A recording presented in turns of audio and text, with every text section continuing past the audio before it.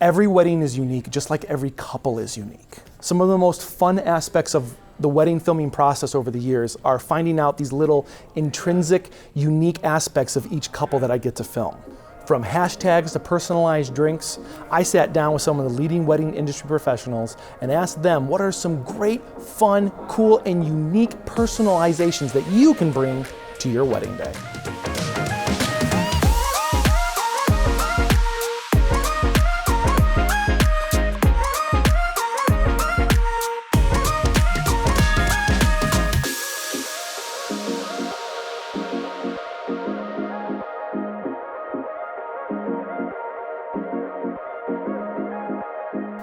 To go a little bit old school, like personalizations of things like your monogram on the dance floor. I know that's kind of cheesy, but I think it works really great when you have something that kind of carries its way from your stationery through your programs, through your ceremony, and then it's there in the light. I feel like those are really cool pieces that people might not ever be able to articulate why your wedding was amazing, but it was because everything was really a nice overall feel to the day and very cohesive.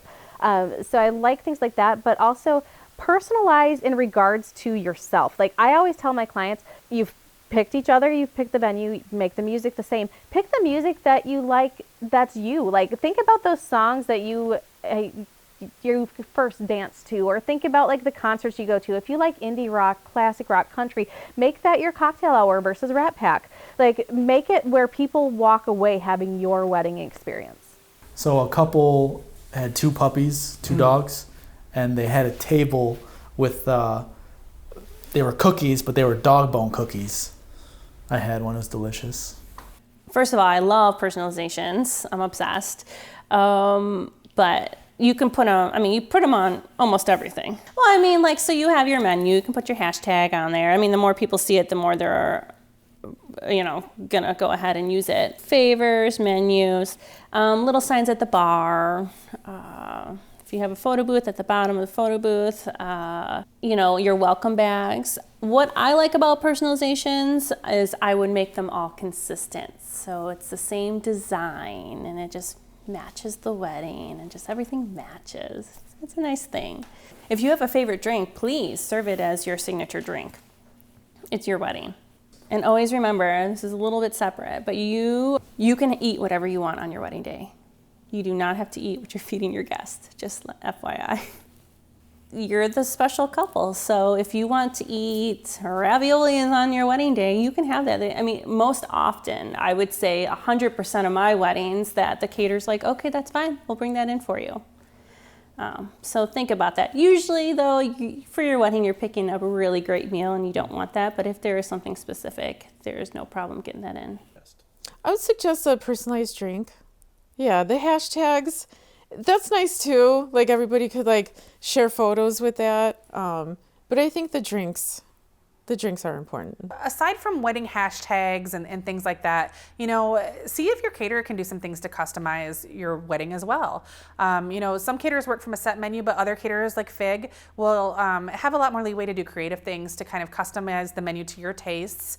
Sometimes we'll base a menu on a couple's traveling adventures together or what their favorite date night spots are. Or one time I did a wedding that was stationed with different types of food at each station, and each station was based on a different L stop.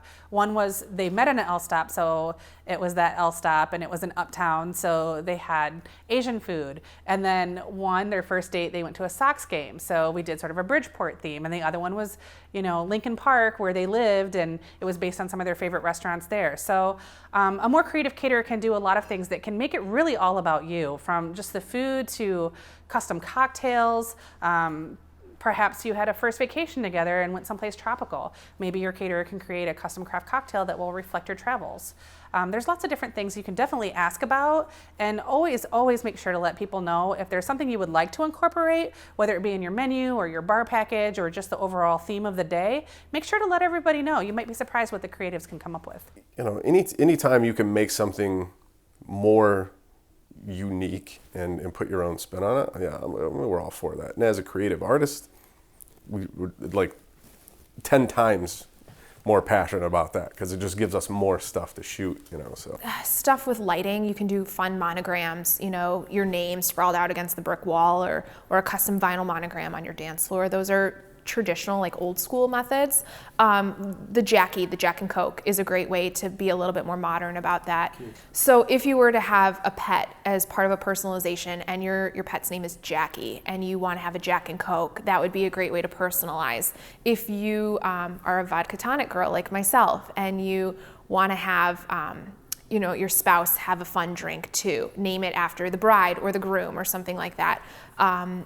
Do things, table numbers, are a great way. I've seen kids' pictures as they grow up. At age 2, this is what the bride and groom looked like, or at age 7, and that's the table number 7 is them at that age year. So that's a great way to bring in old family pictures as well. Places you've traveled together, name each table like Tokyo or London if you guys are avid travelers. If you're not travelers, then that's going to make no sense to your guests. At my wedding, it was more aviation themed, so we named each table the name of the aviation alphabet. What's that called? The aviation alphabet. I don't know, I'm not an aviator. But that was authentic to us, that the guests got it, they had a good laugh about it, and it was a way to incorporate a theme and an overall concept into the smaller details. Custom beverage napkins. There's so many ways you can personalize things, but having it speak to you as a couple instead of just putting a monogram and slapping a monogram on everything, that's kind of old and overdone, and it's not you. You're not a monogram. Honestly, anything. You can really, like I said, with Pinterest and Instagram, the amount of ideas out there are endless, and you could really customize your wedding to whatever it is that you want. Destination weddings are becoming huge. Intimate weddings are becoming huge. Elopements are becoming huge. I've seen themed weddings, which I think are really fun. So that Coachella themed wedding. I've seen garden themed weddings. I've seen Star Wars themed weddings, Disney themed weddings. So I think themed weddings are really fun because it's interesting for the guests to point out how everything is cohesive and kind of all aligns. Yeah, I think we live in a very social world. So if you have a particular hashtag that you wanted people to put all their photos or videos to, you can do that. A special song where it's, all our Iowa friends. If you want to have the Iowa fight song played or something, something, or maybe all your high school friends, they have a, flag that everybody signs or something like that. Think about like, what is that that couple like all about? What is their thing? And what is this group of people from your bridal party all about? Or your family tradition. Maybe you have this ridiculous family tradition. Everybody sang On the Road Again, so maybe you bring up your family to go sing On the Road Again or something. Really think about it, like what group of people is coming to this wedding? What can I do to make them feel special and included and appreciated? And the more you can do those types of things, the better of an experience it's going to be. I like shot glasses with the bride and groom's name on it with their wedding date. To be honest with you, I actually have a ton of them from my clients. I still use them till this day. Something that we do in terms of flowers, we always tell the bride, and I've had several, if a loved one has passed or something, we do a really sweet memento on the bouquet or the handkerchief on the bouquet. Anything that's going to make that bouquet more special, more personalized to you. But I do think kind of since social media is taking a huge lift off, then doing kind of the hashtags to make people more involved in the day and taking pictures and capturing that, because I feel like it's really cool then to just look it up and then you can see kind of what everybody else's perspective of your wedding was, what their photos were. I see a lot of that now. Hashtags, definitely. People actually have issues trying to come up with one. If something's stressing you out too much, don't do it. I think it's cool to have a cocktail because someone will create it for you and you can use your colors of your bridal party. So if you have blue, you can make a blue, something with blue Caraco in there or something like that. Also, one wedding that I stood up to, they used the cities that they traveled to as, instead of numbers, you sat at a city instead of a numbered table. So, I mean, there's a lot of different things you could do. I think that was one of my favorites because I like to travel, so most memorable. A lot of times people have little hashtags that they come up with a play on their last names, and they'll put it at the bar, which is a very popular space for your guests to be and hang out in. So if you have a little hashtag, you can put it there, put it by your gift table, and that way they can see it and go ahead and start using that hashtag.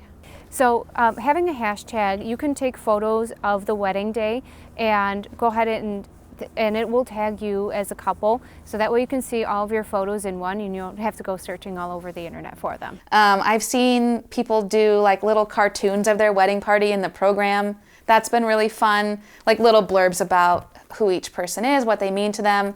I think that bride and groom had a design background, but it was really lovely.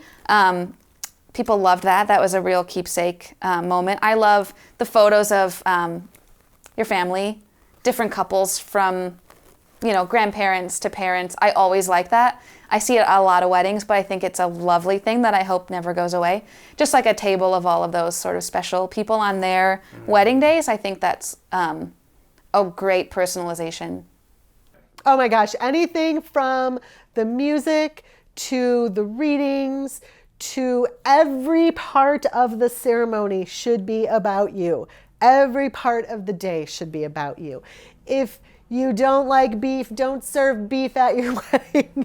If you like a certain type of music, play the certain type of music.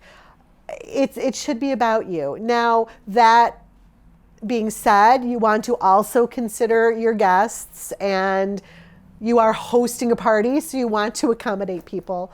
But especially the ceremony, it should be about you, and people should walk away saying, wow, that was so done. We hope this episode of Vendors helps you on your wedding planning.